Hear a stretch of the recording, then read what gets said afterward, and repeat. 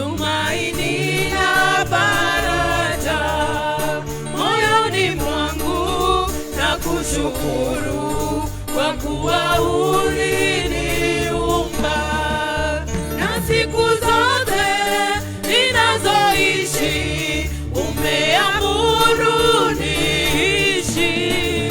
Nina sababu ya kukusifu, umenitendea mema. Ni asubuhi elfu nyingi tangu nilipozaliwa, na roho yangu haizimii, hakika wanishangaza. Ni asubuhi elfu nyingi tangu nilipozaliwa, na roho yangu Baba haizimii, hakika wanishangaza.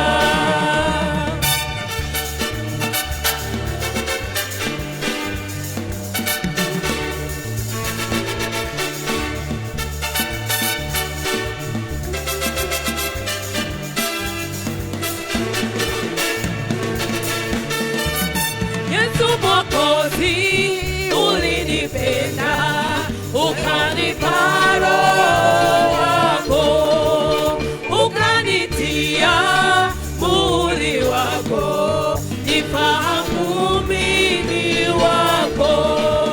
Wokovu wako nimeupata, wewe umeniokoa. Nimiminie pendo moyoni, nionyeshe sura yako. Ni asubuhi elfu nyingi tangu nilipozaliwa, na roho yangu Baba haizimii, hakika wanishangaza. Ni asubuhi elfu nyingi tangu nilipozaliwa, na roho yangu Baba haizimii, hakika wanishangaza.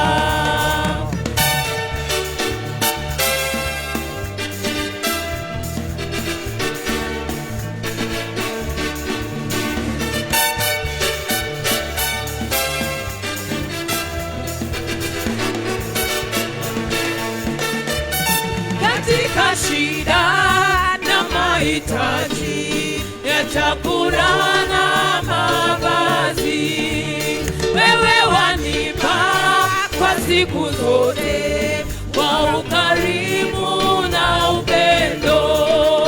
Fadhili zako ni za milele, vizazi hata vizazi. Hali zote umezifikisha kwa wote wakupendao. Ni asubuhi elfu nyingi tangu nilipozaliwa, na roho yangu Baba haizimii, hakika wanishangaza. Ni asubuhi elfu nyingi tangu nilipozaliwa,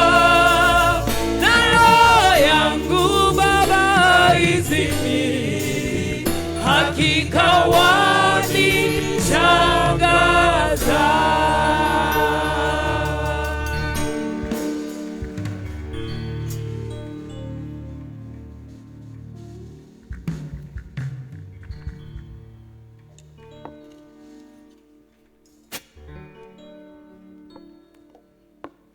Let's put our hands together for the liberation group for choir. Situwapigie makofi mazuri tafadhali. Wameimba vizuri. Tunashukuru Mungu kwa hilo. Ama namna gani? Sawa. We want to thank God for that. Are you okay?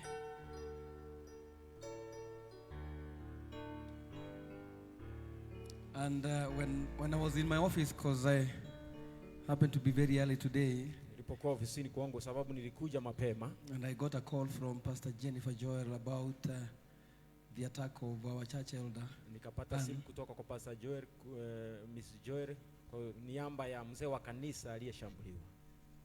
And yesterday, na jana, I got again my message from the our senior pastor George about the accident and the involvement of the brother-in-law. Na nikapata simu ujumbe jana kutoka kwa senior pastor Kerry kuhusiana na in-law wake ambaye alipata ajali. I told the Lord, let it be the end of bad news. Nikamwambia Bwana, wacha iwe mwisho wa habari mbaya. Let it be the end of bad news. Wacha uwe mwisho wa habari mbaya. Ni wangapi wanakubaliana na mimi tutikoda ripoti juru? Hatutaki ujumbe mbaya. In Jesus name, amen. Katika jina la Yesu. We say bad news to be cancelled in Jesus name. Ujumbe mbaya tunakataa katika jina la Yesu. Praise the name of the Lord.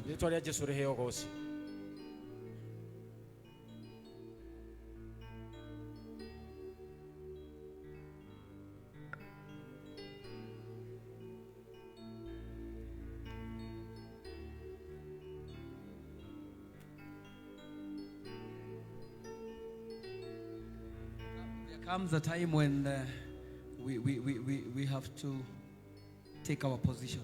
Inafikaga wakati ni lazima tuchukue nafasi yetu.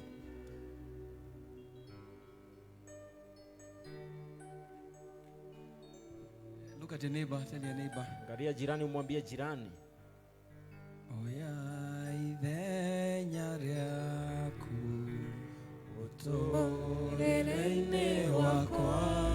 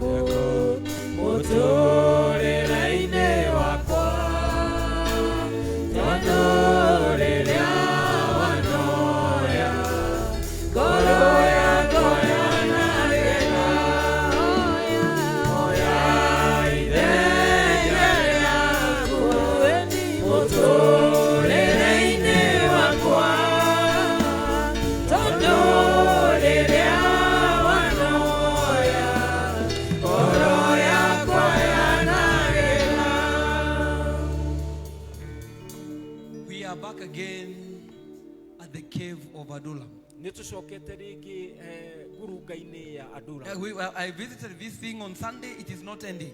And the Lord is taking me back again to the Adullam cave. I think there is still a leverage that He's looking for, so that we may be able to enter and be patient in that particular in that particular space.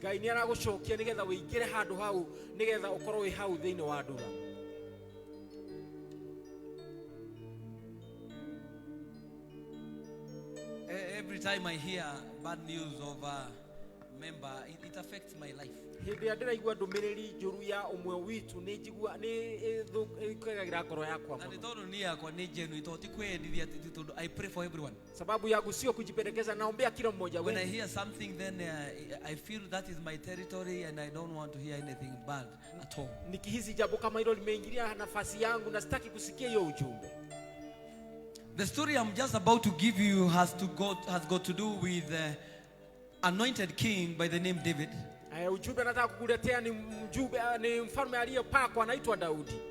Before we read the scripture, kabla tutasoma neno, and David was in anguish and in despair. Daudi alikuwa anapitia hali gumu na alikuwa amejawa na uoga mwingi. Have you ever seen a king and he's a full king and yet his heart is so shattered? Ushaiona mfalme na mfalme lakini moyo wake umevujika?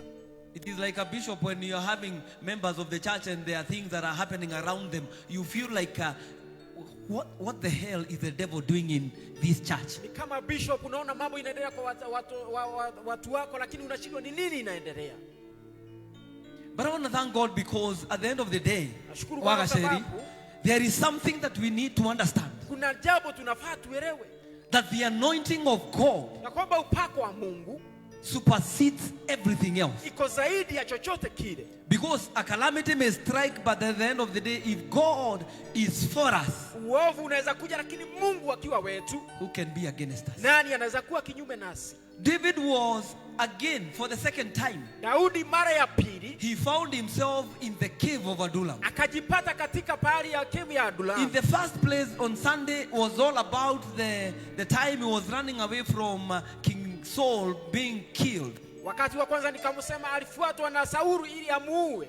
But this time round the problem was because of the village he had come from. Lakini sasa ni kwa sababu ya jiji alilokuwa ametoka. And that is Bethlehem. Hiyo ni Bethlehem. And Bethlehem, what happened is that it was occupied by the garrisons who were the Philistines. Lakini ni kwamba Bethlehem ilikuwa imeingiliwa na Wafilisti.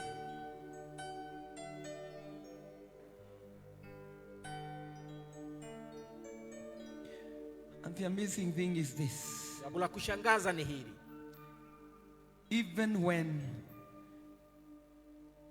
things are so bad, hata wakati mambo ni mabaya sana, this time, wakati huu, there is only one solution. Kunayo jawabu moja. Let me repeat. Wacha nirudie. There is only one answer. Kunayo jawabu moja. Let me repeat. Wacha nirudie. There is no other way. Hakuna njia ingine other than only one way. Ijapokuwa njia hii moja. That will make you become victorious. Itakayo kufanya uwe mshindi. Or even your family or your children or your business or anything that we are doing, whatever that we are doing, for us to succeed there is only one solution. Jambo yote tuko na jawabu tu moja. Our faith in God. Imani yetu ndani ya Kristo. That is what will sustain and make sure that you are able to succeed. Hiyo ndio itatunuisha na kufanya tunawili. The challenges that you go through majaribu tunayopitia are the determining factor of the faith that you carry. Hiyo inadhihirisha ile imani unayobeba. If you have no faith, kama huna imani, then I am telling you your battles will be this much. Nakwambia na vita yako itatoshana hivi.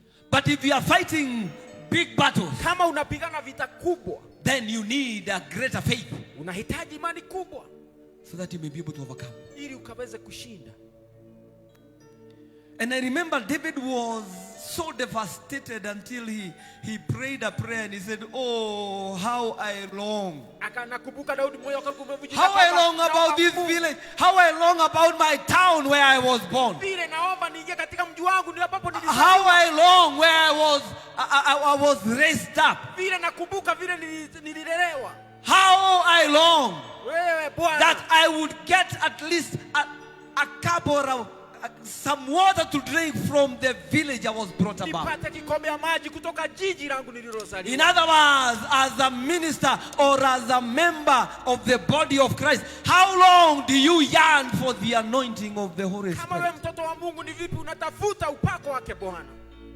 That was the cry of David. Hiyo ndio ilikuwa kilio chake Daudi. And he was so devastated and so defranchised in such a way that he didn't know what to do. Moyo wake ukavujika, ukatolewa kwa njia, akashindwa atafanya nini. What do you do when enemies come and attack you and they occupy your space? Unafanya nini wakati adui anakuja anaingia katika nafasi yako? How do you behave when things are surrounding you and you do not even know which direction to go? Wewe unafanya nini wakati unapitwa kutona mambo na hujui utafanya nini? Where do you turn to? Wewe unaenda kwa nani? Who do you trust?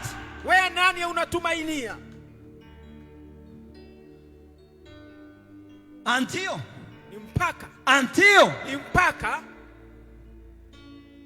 you have a beacon uwe na kizingiti that is so firmly grounded, ambayo imewekwa katika msingi bora, and there is no other than the Rock of Ages. Hakuna yeyote ijapokuwa ni mwamba wa milele.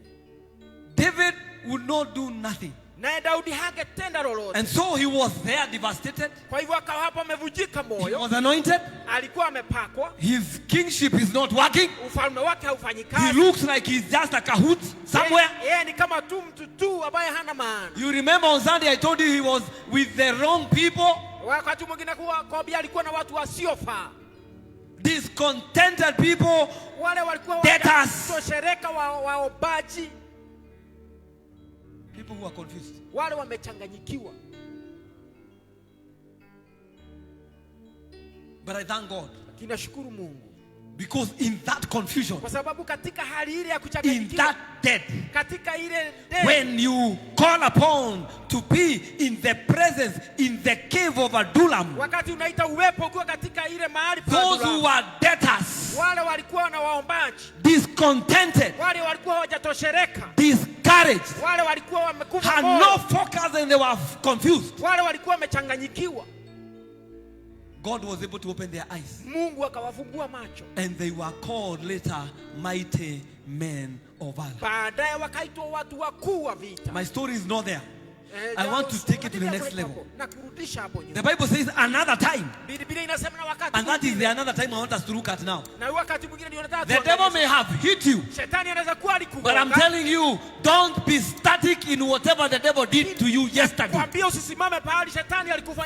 there is a new beginning today. That is why you are alive today.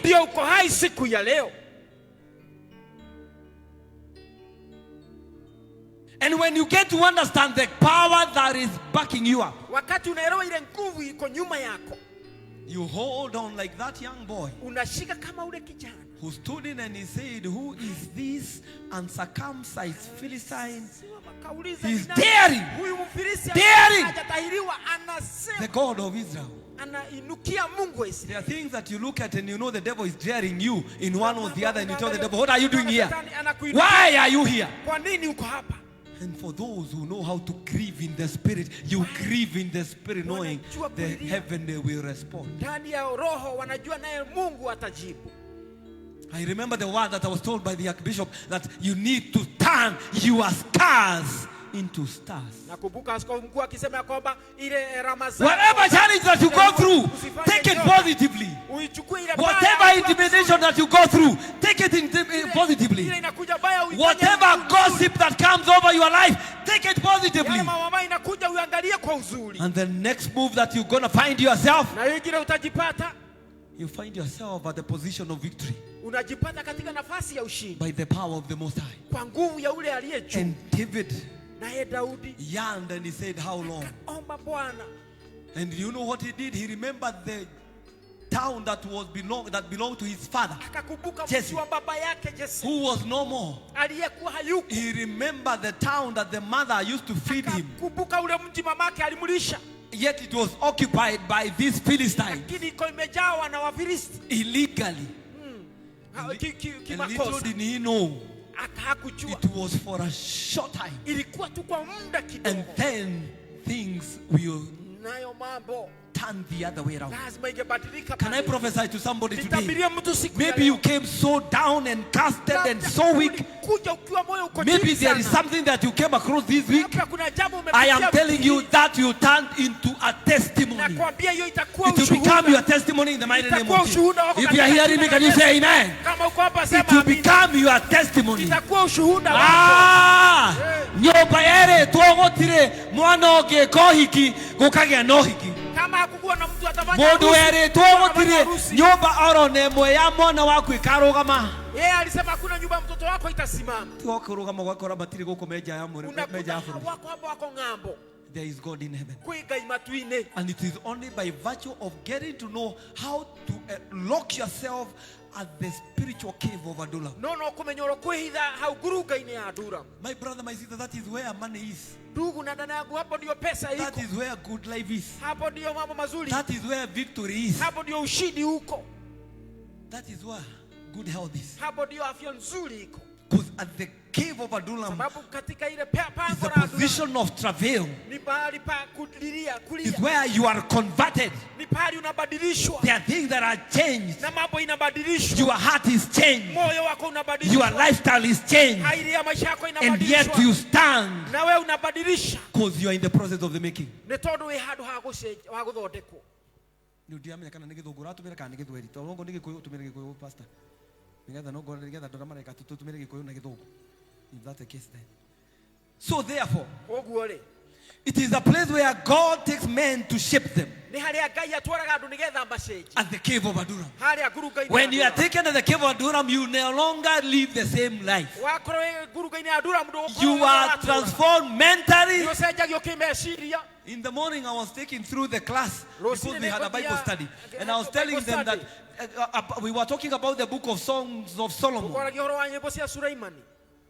whereby we went through 3 stages. Ni tukinyire handu maita maundu matatu. Yes, Joseph, the treasurer. We went through 3 stages. Ni tukinyire The first stage was the courtship. gikiro kia mbere ni gia kunyita. And this was between a king, Solomon, and the woman by the name Shulamite woman. Ni uhoro wa Sulaimani. And we moved from the courtship. You know, we have to come out of courtship. No ginya Yeah, tuka guys. haria hakuhana.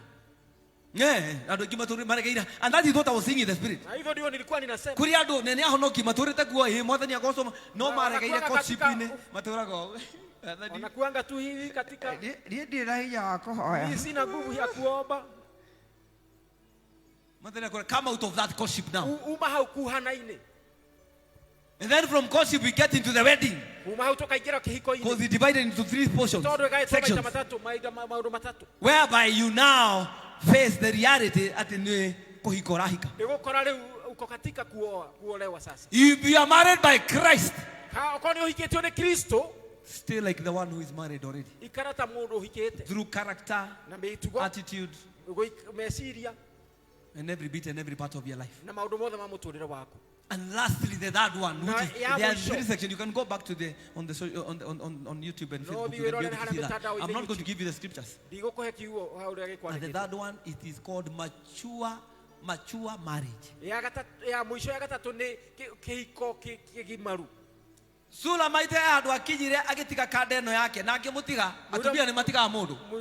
Yule maita Ndugatha kitigo mugate rume ni matigaga ke ona atumia ni matigaga. wanachanga wadugu. Na watigwo nawe ugie na mutugo no rugame. Kiacho uwe na Tondu thino kihiko ni gia guku thino. sababu Na andu kirakinya muico. lakini nafika Mwico mwisho kiurie na kuria kungi gutikire mundu wakora mutumia wa mundu guti mundu wakora muthuri wa mundu. mke na mume wa mtu. Wamenya uguo, then you stand the ground. Ukijua hivyo unasimama And katika you know nafasi yako. you have a battle to fight, and you also have a mission to complete. No kamenya wina baro raro ana no kinyotori.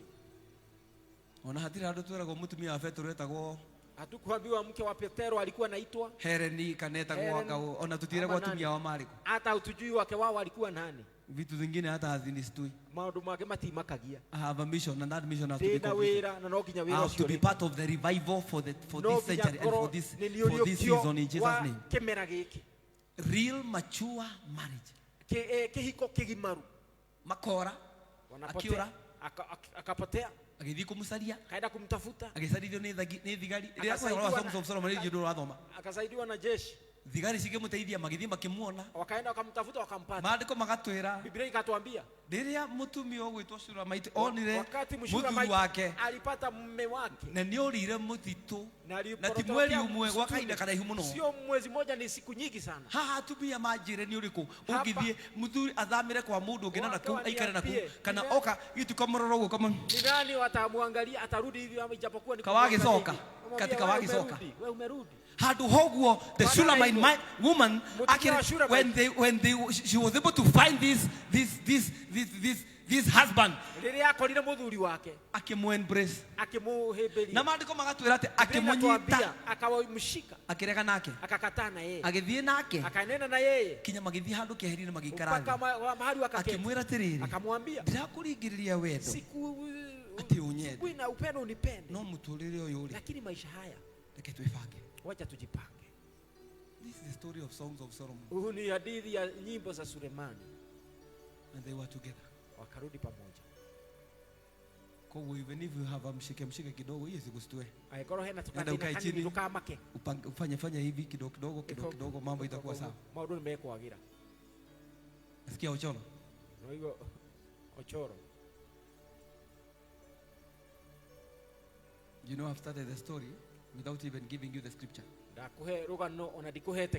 Because I needed to lay a foundation. Because the moment I read the scripture, I'll be coming to the climax of my sermon.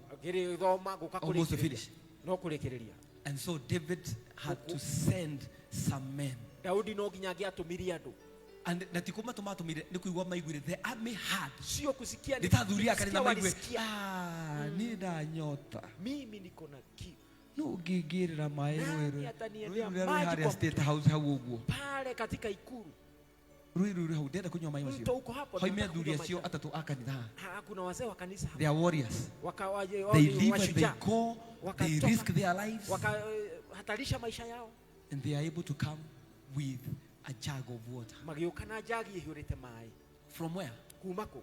From the position where David was born. Kumako ya Daudi asia. Yet the army, not jeshi, the Philistine army were guarding the place. Jeshi ya Filisti no yagitagira itu. Kogo nare amathire macokire mayuritwo ni mai ngongo. Walirudi wakiwa wamejaa. To matiamenya kana nimegocoka me muoyo. Sababu hakuwa anajua watarudi wakiwa hai. What am I trying to say? There are challenges in life that you may go through. But all I know, as long as the Spirit of the Lord is in you, you are unshakable and nothing can bring you down. Yearn for the water of life. And you find yourself in a safe haven.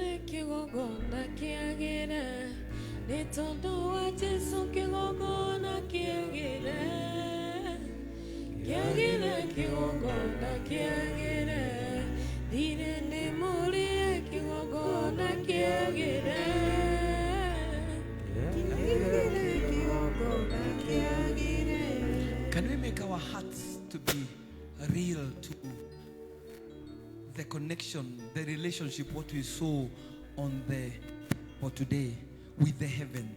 Having the right relationship. That is what was in David. Having the right relationship. Turn with me to the book of 2 Samuel chapter 23 verse 13 to 17. And I want you to go very keenly. You listen to these words because I may only summarize very shortly and then you'll have already gotten it correctly. You see a man, a picture of devotion, a picture of bravery, mbica ya ushaba, and a picture of service ona mbica ya utuka of 3 men ya andu atatu out of all the other gatagata-ini ka andu angi warriors who are there. ya aria mari ho Only ajamba 3 men who came out andu atatu no moimirire so that they would go and fulfill the word and the command of the king. nigetha mathi makahingia kiugo kia na watho wa muthamaki. Can we start but we read the scripture? Turugame tugithoma kiugo kia Ngai. 2 Samuel chapter 23 verse 13 to verse 17. 2 Samuel chapter 23 verse 13 to 17. 4 verses only, and then I'll allow you to sit down. Can we all of us read from them? We can be able to understand it. During harvest time, just a minute. During ihinda, yes, ngoma igurukaga riria urathie kugetha magetha. Mapepo uinuka wakati unaenda kupata mavuno. Ni wanyithora ndaiga? Unaelewa? Ungikona ciathirurukana, ukiona zikizunguka, ukoro wiharirie tondu kwina magetha urenda me hau mbere yaku hau mbere tayarishe kuna mavuno iko mbele yako. Niguo hindi yo niguo ngoma geregia guthigitha proper. Ndio hapo shetani anakutingia. During harvest time, 3 of the 30 chief warriors came down to David at the cave of Adullam, while a band of Philistines was encamped in the valley of Rephaim. At that time, David was in the stronghold, and the Philistine garrison was at Bethlehem. Mark this. The stronghold of David was... Are you getting what I'm saying? He was in his stronghold. I don't know how many of you have made your stronghold here.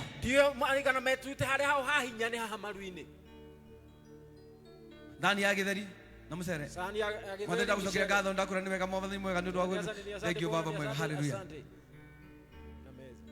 Wakinya ni guthi toro. Yenda kurara. Mwathani uri nukinyite haha ni hamya ora ndatire ndemu nogu mwathani ndagucokera ngatho ndakura ho ugitire no soko ugitire ciana na utuika ugitire mutumia no ugitire na tondu wewe Ngai ukanjukire ruciru cini. Amen. Tuonane kesho. Amina. Sini. Duramenya kwina arogi marathiuruka ku gwaku. Kuna wachawi wanazunguka kwako. Duramenya kwina andu angi marabanga maundu matari mega ma biashara yako. Kuna kuna wanapangia biashara yako vibaya. Stronghold. Kuhahinya. And when David was in the stronghold, and and the Philistine garrison was at Beth, nasio riria Daudi are maruine na guotho ciake niguo ciao niguo ciari Bethlehem, itura riria riari kwao. In other words, ciari itura riria kwao, wako katika mji wa kwao. And then we are told that the Philistine garrison was at Bethlehem.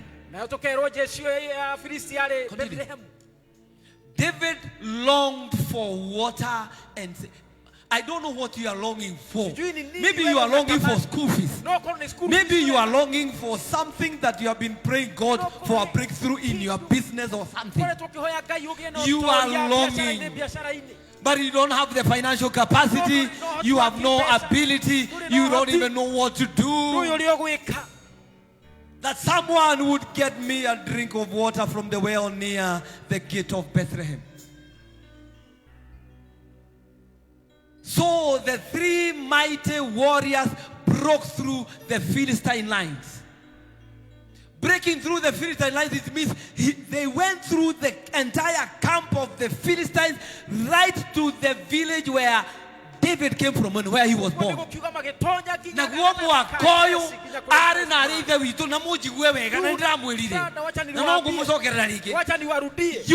You can only maneuver when you are guided by the Spirit, so that you may overcome every mountain and every valley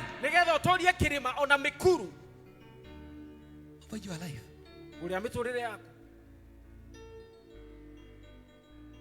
They drew water from the well near the gate of Bethlehem and carried it back to David, but he refused to drink it.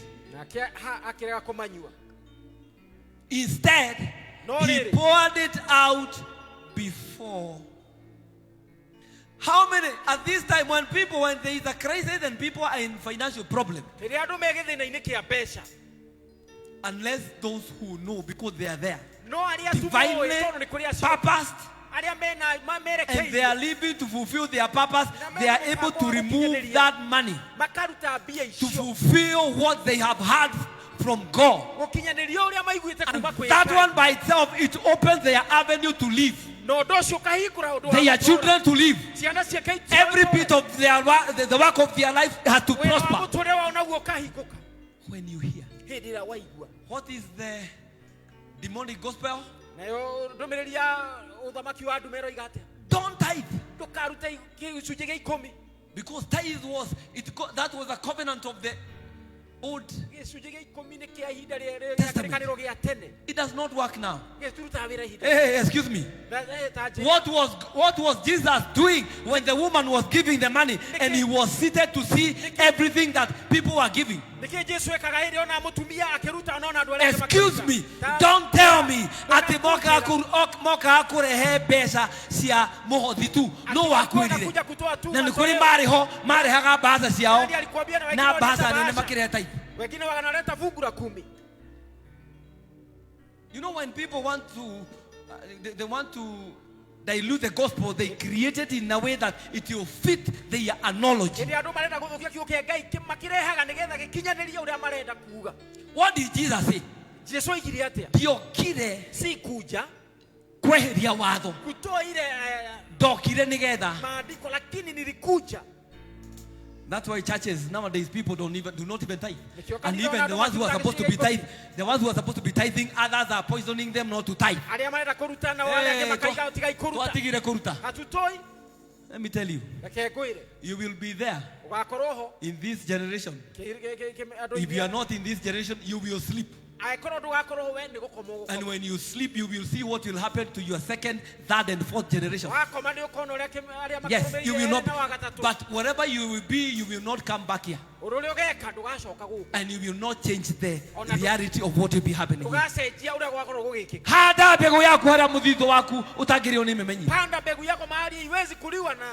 Kwena ndo makaga foundations ona goma maginyitana na ciana ciake na mwaru wa nyina matingiguithia muthingi ucio. Kuna wengi wanajenga msingi na shetani na mapepo hawezi tingiza huo msingi.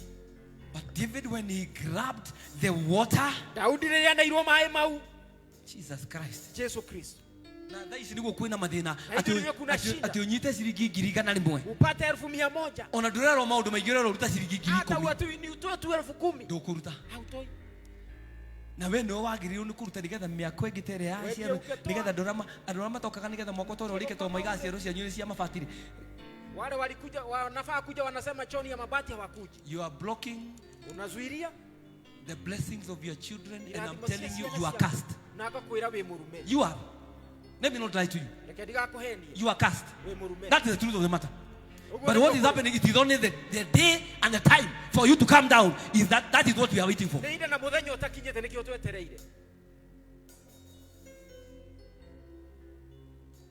I noticed one of the churches, a very big church in Nairobi. They have cut their budget with 50 million.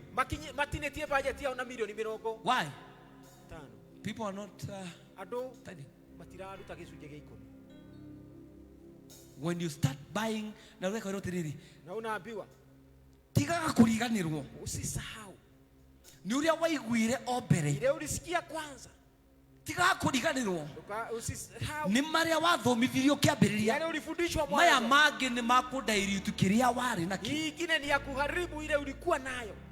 And that is why you can see majority of many people, they cannot come out of debt, they cannot come out of the family problems, they cannot come out of, because they have ran away from the presence of God. But David, when the water was brought from Bethlehem, remember, Bethlehem was the place where Jesus was born. He poured out that. He said, no, I can't. These men have risked their life. Iwe nawe oro nawe ugite na opportunity ni andu igana marakua mahana tawe nani wengine wanakufa wanakaa kama wewe ni igana maudu mao marathi mathukite mahana tawe nani wengine mambo inaharibika na wanakaa kama wewe. But the wewe. problem is that you want to live casually. No, they no lenda guikara oguo.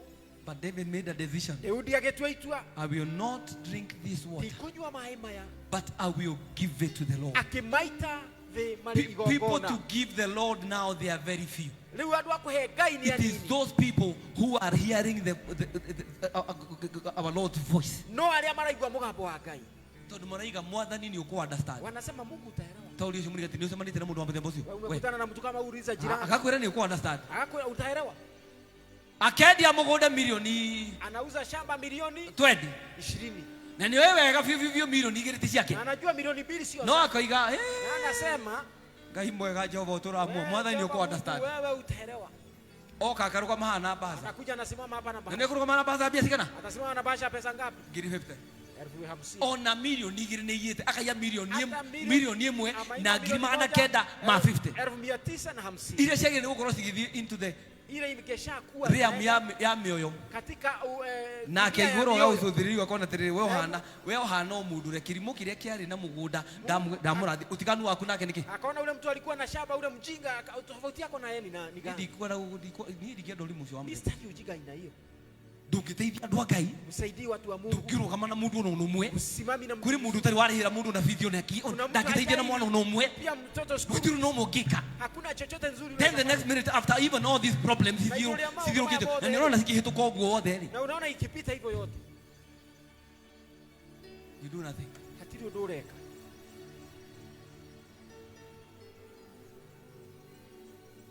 As I get to the climax of my message today, we have to enter to the cave of Adullam. And we have to enter into that cave of Adullam. For our own safety. David was safe. Our children will be safe there. In that presence. Our businesses will be safe there. But if you open your ears to hear what men are saying, men will keep on talking. They spoke even when Jesus was here. They will speak. Na muthenya uria akaguranirio guo rapture ikikesi ni pastor tukamatika makiaria tutawacha wakiongea. We will leave them. They will talk. Tukamatika na makiaria. What am I trying to say, my sister? Before I allow you to sit down. This time. This time now we are here. It is not yesterday. The faith that you applied and it worked, it is not working now. It is not working now. Things are different. Agikoro igana rero ratumagira muthenya ukigura mugate no ukagura sukari nuthu na kuota. Igana riu raisi ritingigura ona mutu wa ngimo mwe. Leo hainunui unga mmoja ugali. Things have changed. Maundu ni macenjetie. Jita mundu ucio muriganite nake guoko. Mujithe moko. Jirani mkono umwambie. Mujithe guoko. Mshike mkono mwambie. Mwire omuthe. Mwambie leo. Mwire omuthe mwaka uyu. Mwaka huu ndugutonga ni undu wa kuiga muthithu. Hautatajirika kwa sababu ya kuweka. Ugutonga ni undu wa ngwataniro yaku na Ngai. Utatajirika kwa sababu ya uhusiano wako na Mungu. Weigwe mugambo wake. Usikie sauti yake. Murorerege mwire we. Muangalie tena umwambie wewe. Murie weregete kuruta gicunje gä 10. Wewe ni mwana ngapi ya mwisho kutoa fungu la 10? Kana ni werirwo ni aria mathia makiuga andu karute tondu gutirarutwo. Ni wale wanasemanga usitoe sababu na warara nao no guthi marathi na mbere magithinaga. Ukiangalia wanaenda kuwakiwa wafukara. Na biashara ciao cigithukaga. Biashara inaharibika. Tondu mareka kinyume no ria Ngai arenda meke. Wanafanya kinyume na venye Mungu anataka wafanye. Tamwire Daudi. Mwambie Daudi. Areherwo kiria igirire moko-ini. Alipoletewa chenye aliletewa. Akinengera mwathani. Akampea Bwana. Mwire werute kunengera mwathani na ti ciothe. Ujifanye aroiga ugatigwo na 90. Ubaki na mara 9. Ukamunengera 10. Wewe umpatie 10. Hata huku. Ebuka chini. Toikarede. Goko ri. Hapa. Kwina andu mokaga kanitha Sunday. Kuna watu wanakuja kanisa Jumapili. Na ni moi moka mari acerere. Wanakuja wakiwa wamechelewa. No na tiga musikizuje gä 10 ona muhothi matirutaga. Wacha hata fungu la 10 hata. Tiga gicunje ya kawaida watu. Tondu riria twaruta haha ni twarikie no moka makarikia na makiria ni meoi to matikoro mena gukuthutha matikoro mena mbere ni moi haria mari. Wanajua tu wanajielewa. No warikio gacoka koima tukiwa master go with me. Master go with me. Master go with me until I see your face. Even if it means to suffer, all suffer proper. Master go with me, even if it means no boyfriend.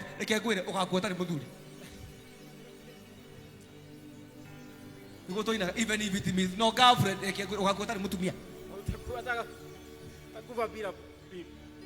Confession brings repossession. The culture that we are inheriting now, this commitment requires somebody who has had the voice from the divine environment of the presence of God. And people take it, they take it normal. They take it normal.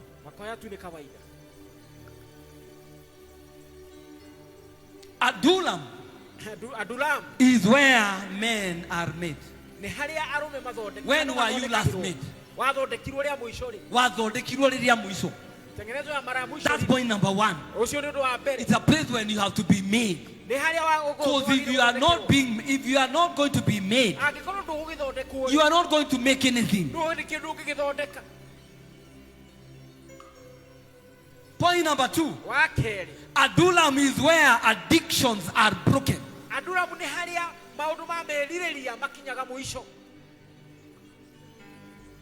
Addictions are broken. Meaning that you will not behave the same way. No. You will be living according to the plan and purpose of God. Praise the name of the Lord. And when you get to understand this, you will start now looking at life from a different perspective. Telling the Lord, I need you, Lord of glory, to take over. And you need to understand, even when you are in the cave of Adullam, when he is silent, it's not rejection. It is alignment. You are being aligned. Are you hearing what I've said? I've said when you hear that you are silent, there is silence in the heavenly. It is not rejection, but it is alignment. You are being aligned.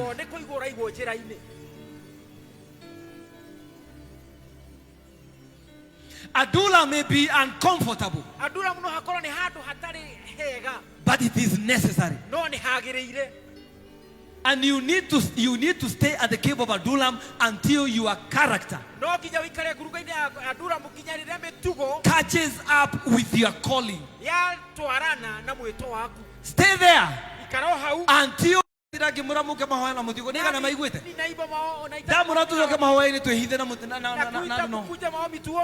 how many of you are responding to what I'm saying? Because it is not about me, it's all about him. Even 1 hour, coming here for a week. There are women, I thank the women who have been coming in every hour, once a week, and I said it. Yeah. But now, tell your neighbor,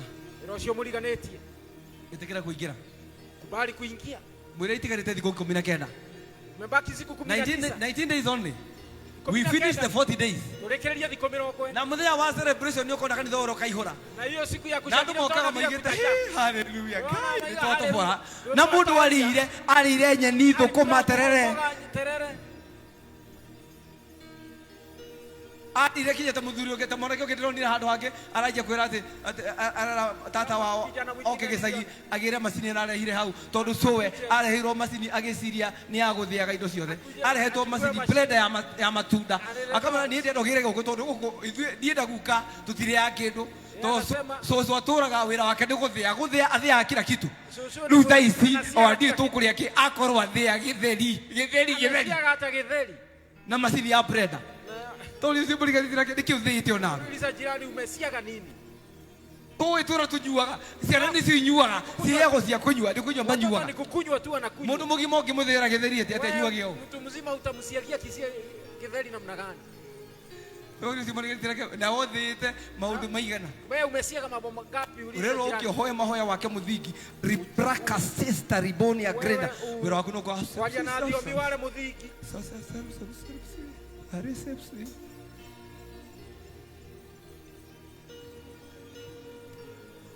How long will we talk about these things?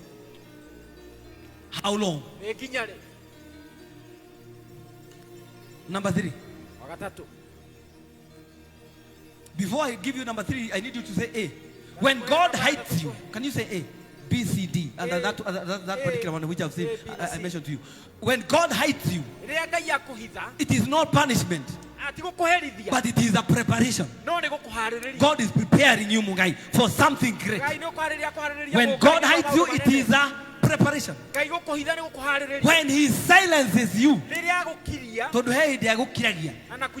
it is not rejection, it is alignment.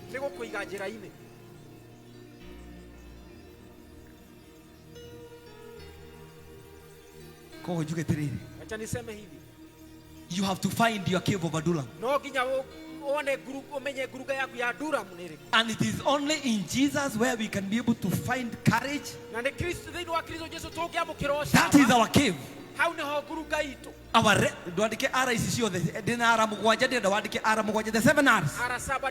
If you want good life in this world, then you have to be under the cave of our Lord Jesus Christ, where that presence gives you everything.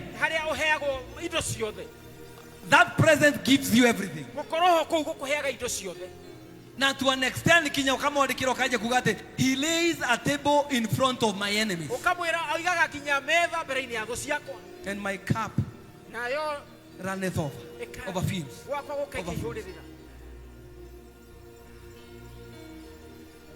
As I'm getting to the close of my message now, the 7 R's. I finish. Number 1 is courage. As a C. The other is a refuge. And then you find R. For what? Renewal.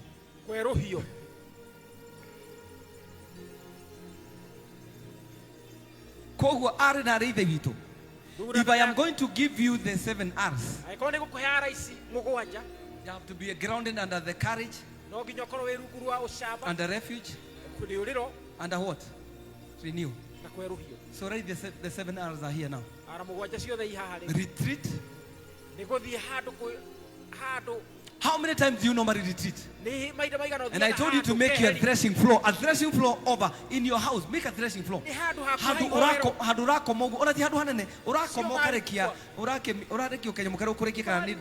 Whatever you're going to, and then you make it your threshing floor. More than you do a family. More than me, I learned it from my father.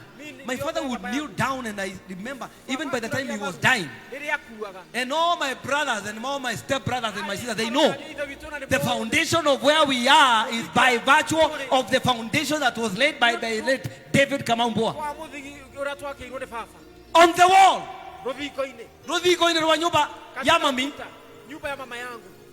The bedroom. Hari kari magezo rete udio wake hawari muiro. Ulikuwa na shimo hapa, alikuwa katika kichwa yake hapa ilikuwa nyeusi. Praying. Kuhoya.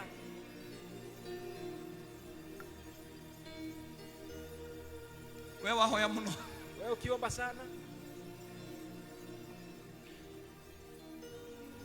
Ndio raro mayebe weliko. Porque como de Dago quería gato da cura nega de que Dago tiene na manani Dago quería gato todo aqui nyenda da. Amen.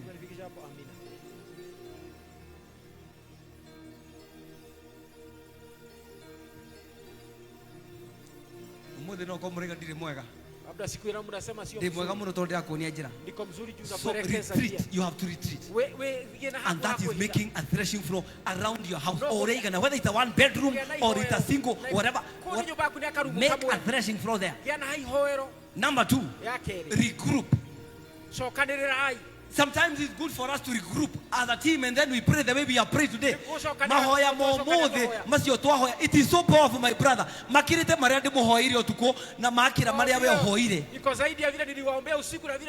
Regrouping. Number 3 is renewal. You are renewed. Don't be like yesterday. The other one, number 4, is restoration. Restore. You are restored. And then after you are restored, tell the Lord to revive. And then after you are revived, tell the Lord to review you. To review. To review.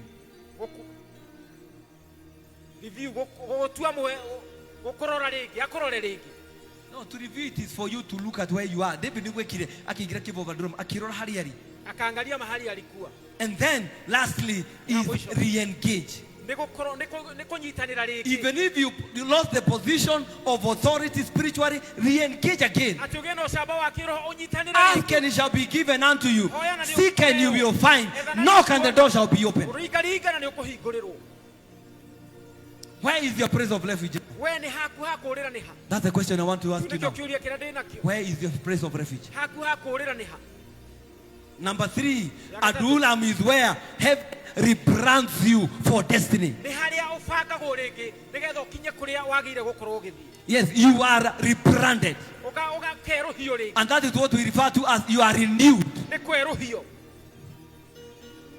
And lastly, when you accept to be in the spiritual cave of Adullam, the Lord will give you the grace to stay in the cave and until the work is complete. And when it is complete, you come out victorious in the mighty name of Jesus Christ.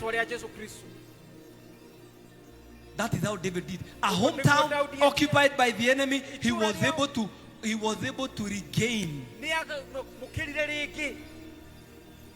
Bethlehem back into his hands. Na makihora Afilisti na makigata. And many other. The valley of Rephaim, the valley of Rephaim, it is a place, it's a valley that David fought so many battles and he was victorious.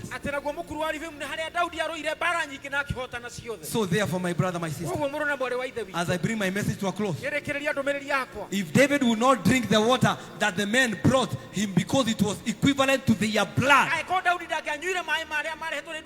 and he said, I can't drink the blood of men who went to risk of their lives. Then also Jesus risked his life because of you. In the book of John chapter 4 verse 10, he says this: if you knew the gift of God, John chapter 4 verse 10, and who it is that is saying to you, give me a drink, you would have asked him and he would have given you living water. For everyone who drinks of this water will be thirsty again. But those who drink of the water that I will give them will never be thirsty. The water that I will give will become in them a spring of water, gushing up to eternal life. Let me explain. The Samaritan woman, she came carrying a jug. She came carrying a jug. And then when Jesus asked for water, she told her, he said, if only you knew who is asking this water, I would give you, even on this water, I'll give you the water of life. In other words, flow of living waters, financial, good health, promotion, whatever, expansion, anything, protection of the children, whatever that you need, I will make them flow out of your belly. And out of that, the woman, when he was given his chronology, I mean her chronology, that she has got the fourth husband and the fifth one now.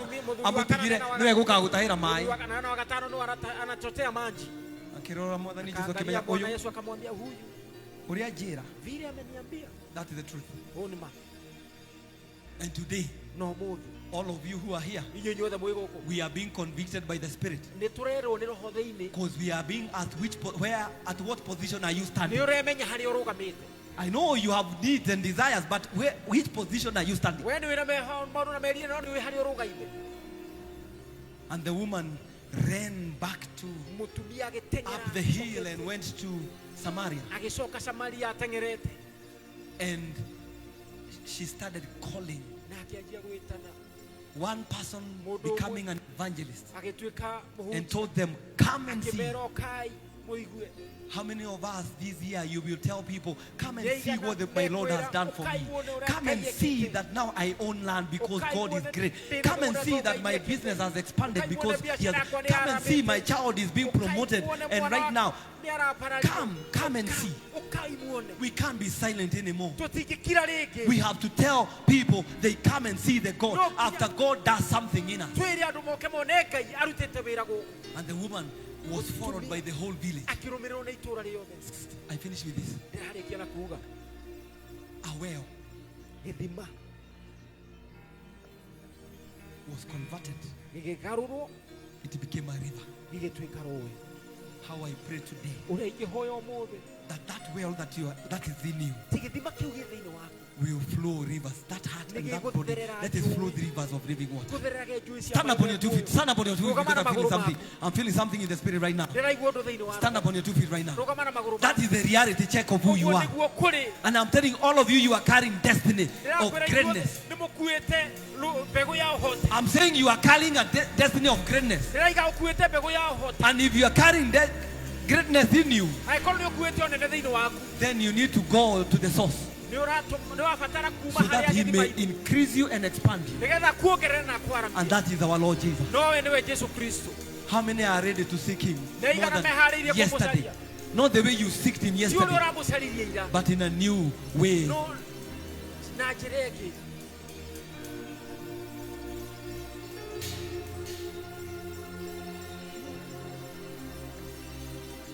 Start praying right now. Tell the Lord, I need that victory. I need that blessing. I need to connect with you. I need to know you in a better way. It's not a time to think of anything else. It's a time now to tell the Lord, I need to connect with your spirit now. David was supplied with water. Even you will be supplied with whatever that you are looking for. Whatever thirstiness that is in you. Whatever thirstiness that is in you. Whatever thirstiness that is in your family, over your life, you will receive it in Jesus' name.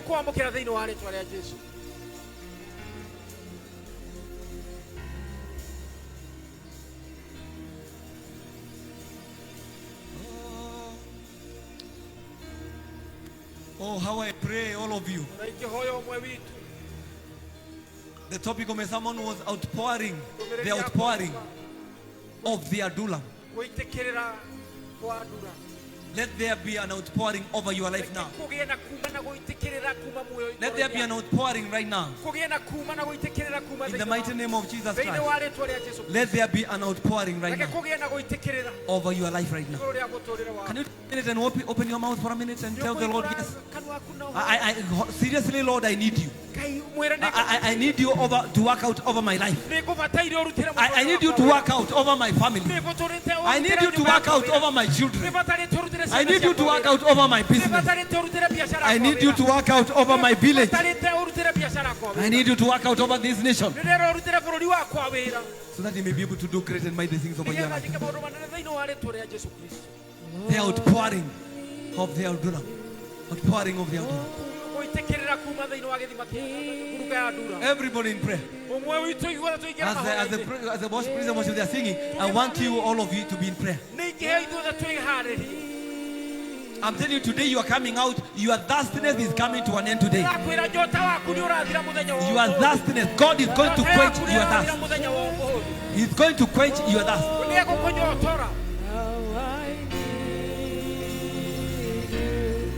Lord, I need you.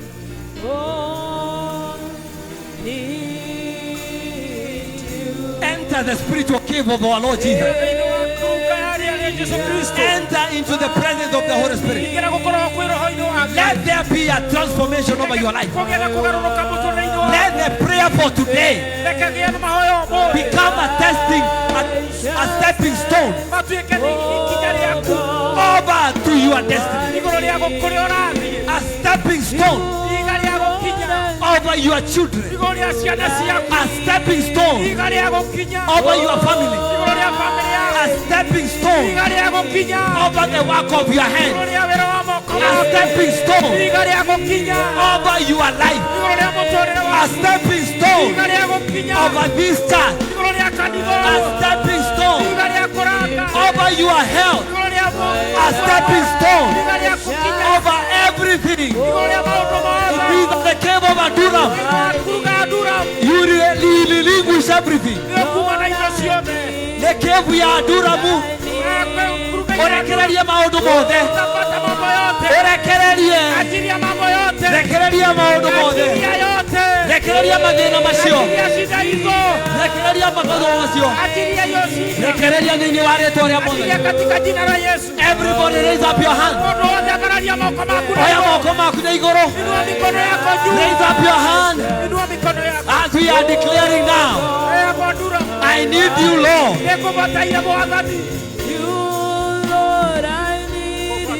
Lord, I need you. Oh, I need you. I need you, Lord.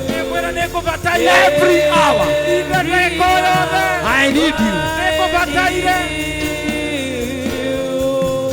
My one defense, my righteousness, oh Lord, how I need you. Lord, I need you. Oh, I need Heavenly Father. you. Every hour I need you.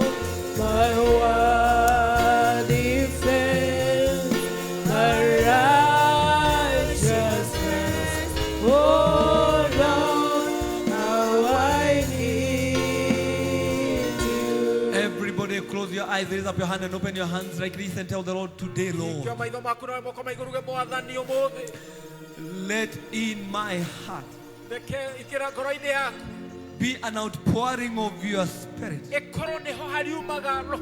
so that, Lord, you occupy your space in my life. And today, Lord, I relinquish everything. I relinquish everything. Everybody say it. I relinquish everything, so that you may take your position, because you are God. I know I can't make it without you, Lord. My family cannot make it without you, Jesus. All I need is you. All I need is your presence. And from today, I relinquish every fear and every worry and every lack and every sickness. I release it unto you, Lord. Have your way in my life. Have your way in my life. Have your way in my life. I give you now 2 minutes only, and then I wrap up. I finish by praying. 2 minutes of thanksgiving. Tell the Lord, yes, right now, Lord, I give thanks to you now. Everybody in that moment now, that mood of the Adullam presence, that presence of the Lord,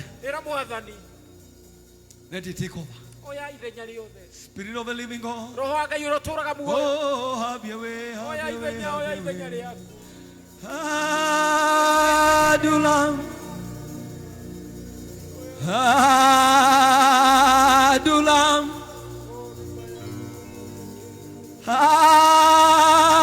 Adullam, the praise you're making.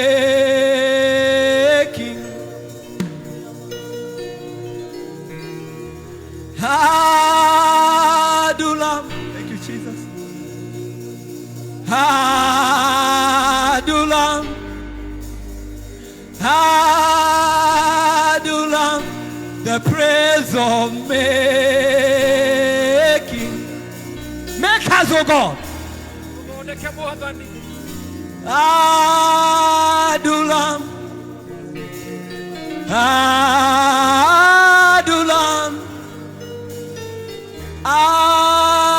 Adullam, the place of making.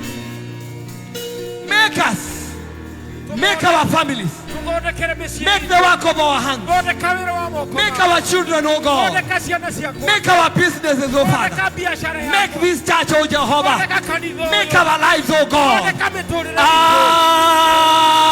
Adullam,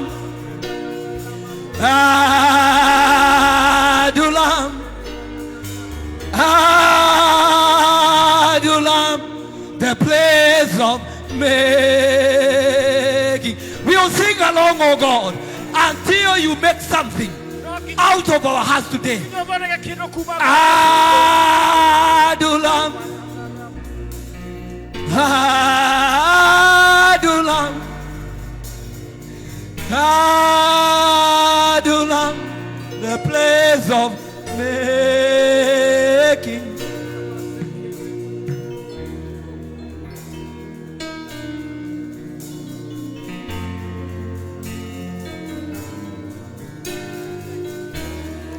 You have to be made today. Tell him, come and make me today, Lord. Make my life. Make my children. Make my business. Make my prayer lifestyle. Make me, oh God. Make me, oh God of glory. Make me be thirsty for him. Make me, Lord. Adulam. Adulam. The place of making. Adulam.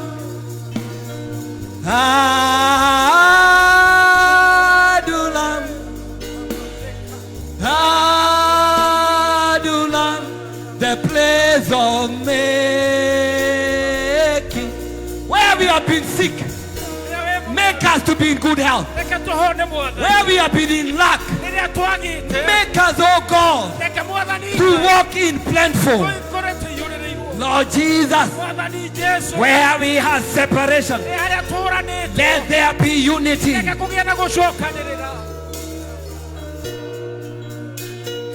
Adulam. Adulam. The place of making. Here we are in our Adulam right now, in the presence of God, where we shall be quenched our thirst. He quenches our thirst. It is here right now, Lord. We need you, Jesus. You promised that you will give us the water and we shall not thirst again.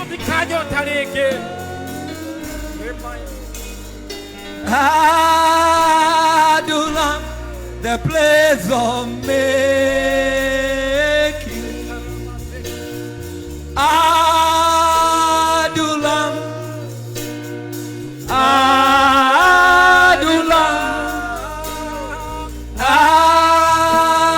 Adulam, the place of making. Everybody, can we sing together? Everybody raise up your hand. Adulam.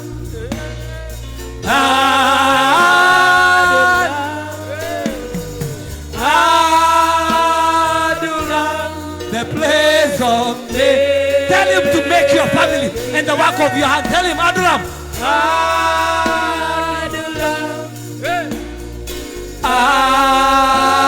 Adulam. Adulam, the place of. Maybe you have cried. Maybe you have cried for too long. Tell him I am here. Maybe you have cried. No, God, you're right. Where Adulam. Adulam, we are going to more than Jesus. I'm all here. No, God, you are getting the Biasa. No, God, you are getting the Besa. No, God, you are getting the Buruan. Where aha. Hahore. Neoderatua. Guruka. Ya Adulam. Come on, sing along. Adulam.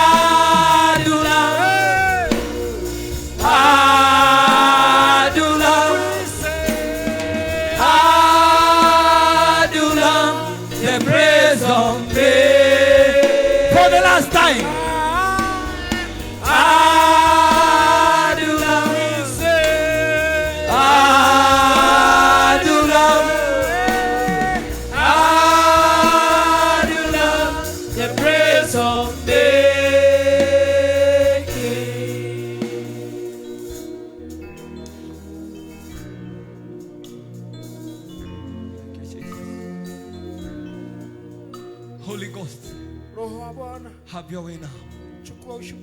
Have your way.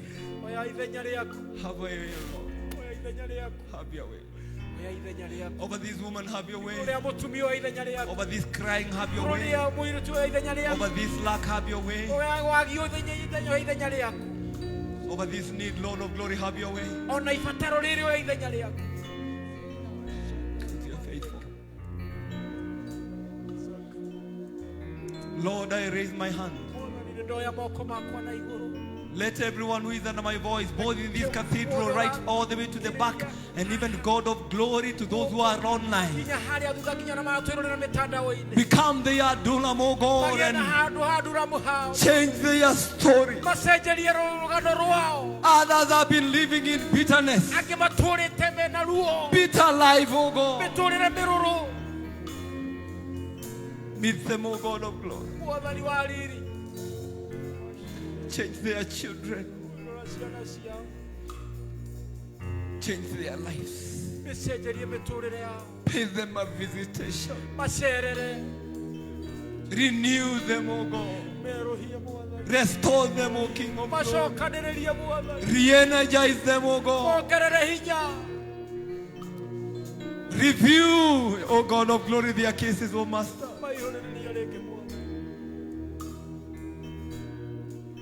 Become their refuge, O God. Because you are faithful. I cover them by your blood, O God. And in this presence we pour out our hearts, O Lord. Like David poured that water. We have said it to you, Lord. You are our place of making. Have your way. Today, tomorrow, the coming week, the coming month, the coming years, be our God. We thank you and we love you. In Jesus' mighty name we pray. Let's take a minute of clap offering to our Lord.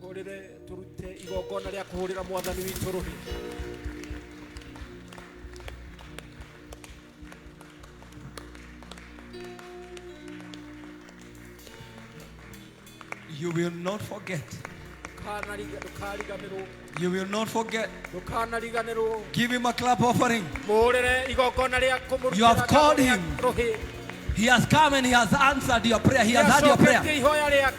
I declare today there are going to be some testimonies over this church, over everyone who is under my voice. There are testimonies that are coming. Give a good clap. Continue clapping for him.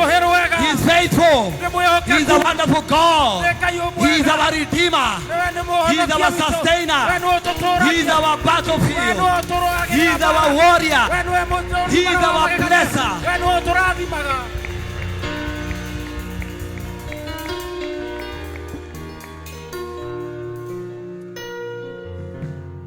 Give you praise and we honor you in Jesus' mighty name. And everybody say, in Jesus' mighty name. Let's put our hand together for the Lord as we sit down. Let's take our seat down right now in Jesus' mighty name.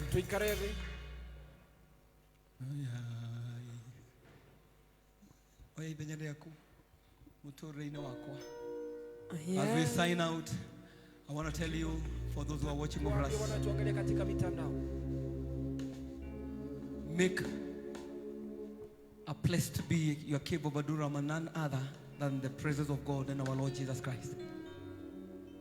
Whether at home, wherever you are, at workplace, in your business, in the church like this, the temple and the cathedral and the altar, because Adulam is the place of making. By him, not your strength, not your will, but by his strength. See you tomorrow for the warrior service. And again also going all the way to the whole week from 1 o'clock to 1:45. Wednesday we have the Ark Encounter 2026 right here starting from 1:45 p.m. right after the warrior service. Please join us and I know you'll be blessed. The Eagle service is coming also on Thursday from 6:45 to 7:30, and I know you'll be blessed in Jesus' name. Have a blessed week.